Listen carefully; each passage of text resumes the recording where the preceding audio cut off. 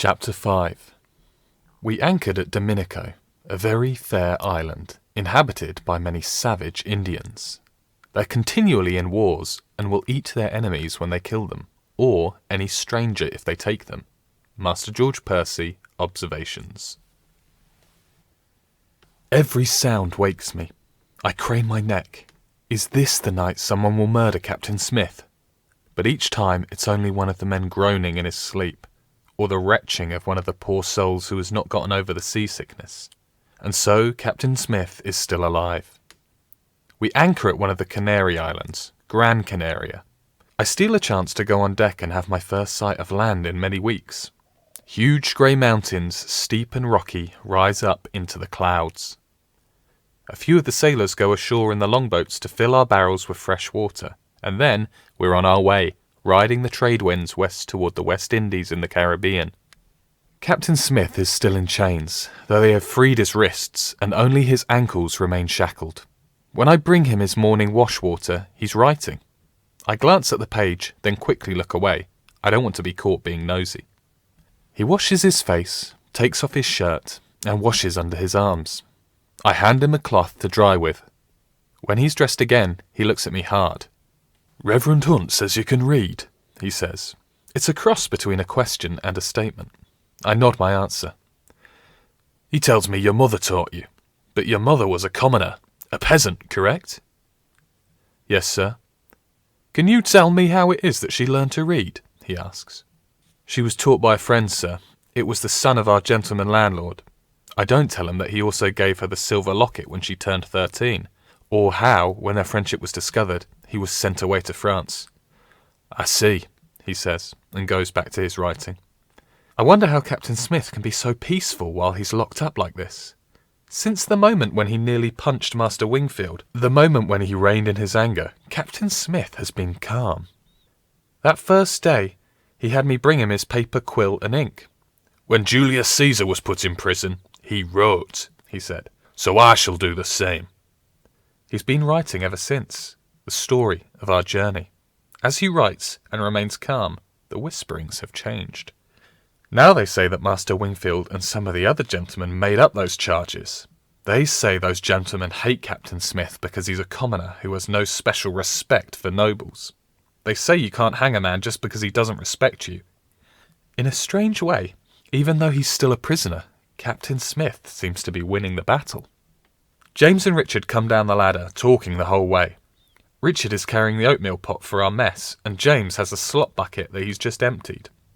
Captain Smith doesn't need me anymore, so I hurry toward the steaming pot of oatmeal. I have to eat fast to get enough. We servants are always last when the food is running out, and Master Wingfield's servants, Henry and Abram, are big, greedy men who empty our mess pot in 2 gulps if we boys don't get a head start. I grab my spoon and dig in. "Yes, that's what he said," Richard is saying. "They don't wear any clothes at all. They just paint themselves different colours instead. The sailors said he heard it from a French sailor who's already been to the New World." "What else?" James asks. "That the women make cuts and burns on their faces and bodies to make pictures on them. That they put coloured dyes in their cuts and burns. They think it makes them look beautiful." I snicker and nearly spit out my oatmeal. Richard gives me an annoyed glance. "He said that the men have hair a yard long on one side of their head, and the hair is shaved close on the other," he says. "And they decorate their hair. One of the favourite decorations is they cut off the hand of one of their enemies and dry it out in the sun, and then tie the dried hand into their hair." Henry and Abram join us. Henry is broad and fleshy, and always enjoys an opportunity to smack one of us boys. Abram has the hair of carrots and one eye that wanders everywhere except where he's looking. When they sit down to eat, James and Richard are silent for a while as they shovel oatmeal into their mouths. There's a plate with 5 chunks of mouldy cheese on it. I go to grab the largest chunk, but Henry slaps my hand away and takes it for himself. I want to slap him back, but he's 3 times my size and could easily throw me against the wall with one swipe of his arm. I grab a smaller piece of cheese and stuff it into my mouth, green mould and all. "They also said that there'll be Carib Indians on the islands in the West Indies," Richard continues. "They said that the Caribs chop people up for their cook pots and eat them." Now James looks pale and terrified. Henry snorts. "Don't worry, lad. They don't want you. You're too skinny and snotty for their taste. He slaps James on the back hard enough to hurt. Then he and Abram go off to their card game with the other common men. What else did you hear? I mock Richard in a sing-song voice. I can hardly believe he's so gullible that the sailors are able to fool him like this. It's true, you know, Richard glares at me. I heard the sailors talking. I heard it all with my own ears. James nods, his eyes wide and scared. You are both dunces, both of you, believing that rot, I say. Don't you think the sailors knew you were listening? Don't you think they're right up there now, laughing their heads off about the stupid boy who was eavesdropping and believed all their lies? Richard and James exchange a look. You think they were lying, Samuel? James asks me hopefully. I think you're an idiot, I say. Those sailors are playing games with you. They're almost as bored up there as we are down here. I look at Richard. Do you really think that a woman would make cuts and burns in her face to look beautiful? Richard frowns, then shakes his head. Then stop talking about it, I say. Moments later, we hear the call. Land ho! Richard grabs the empty oatmeal pot, but I yank it out of his hands. Hey, that's my job, he shouts. I brought it down. It's my job now, I say. I run to the ladder with the pot. No way I'm going to let this chance slip by. Up on deck, I squint in the dazzling sun. The sails billow bright white against a blue sky. The breeze is warm. I go to the railing and search the horizon. There it is, a green bump in the distance, in the midst of the jewel blue sea. The first of the Caribbean islands. I give the pot to the cook and linger, breathing in the sweet air, marvelling at the brightness of it all. Richard comes up on deck, and James too, and several of the gentlemen, until the first mate calls a halt. He drives us all back down below, threatening to beat us boys with an oar if we don't hurry. The 'tween deck is abuzz with gentlemen and commoners both, wondering what this land sighting means. Will we finally be allowed off this stinking ship? They'd better at least get fresh water. What we have left smells like a sick dog. I want fresh meat, and I will demand that I be let off to hunt. When the shouting begins up on deck, we all fall silent. God save us, they're coming! Look at them, they're monsters! Captain Newport, permission to man the guns, sir. James and Richard both look at me as if I have the answers. I decide I'd rather be beaten with an oar than sit in the dark 'tween deck waiting to be devoured by sea monsters. I scramble up the ladder to the deck. We're in shallow water now, and the sea is translucent blue. Moving swiftly across this crystal water are several canoes. In the canoes are the very creatures conjured up by Richard's stories. They're naked, their skin painted red. The women's faces and arms are tattooed with patterns. The men's hair is long with beads and bones. Human bones, hanging in decoration. They're coming quickly towards our ships. I catch my breath.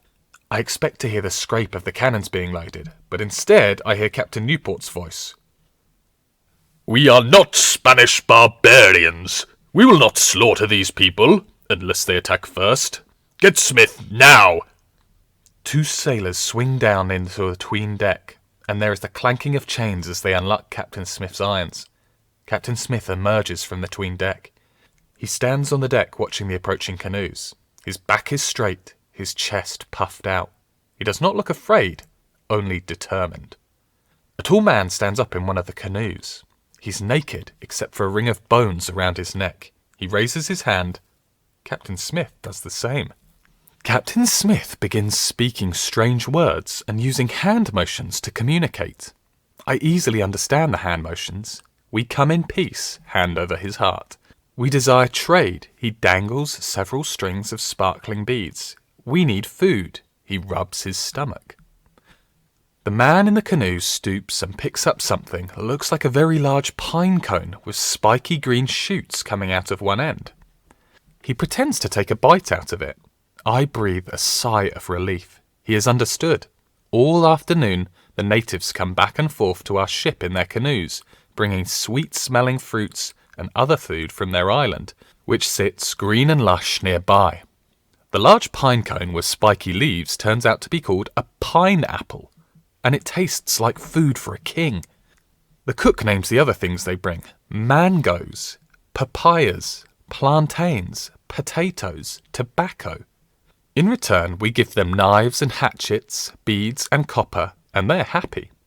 I've seen that Captain Smith's ankles are raw from the rubbing of the irons. That evening I asked the cook for some tallow and bring it to him. "Are you a free man, sir?" I ask. "I seem to be, for now," he says. He grimaces as he rubs in the tallow. The sores on his ankles are cracked and oozing.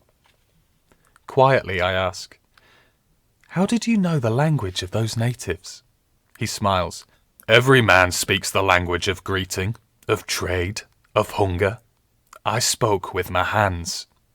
I nod. "But the words?" He shakes his head and whispers, "Those are Algonquin words, a language spoken in Virginia by the natives there. Roanoke settlers brought back word lists, and I have studied them. Let Newport and the others think that they need me as a translator in these islands. It's too hot for those chains."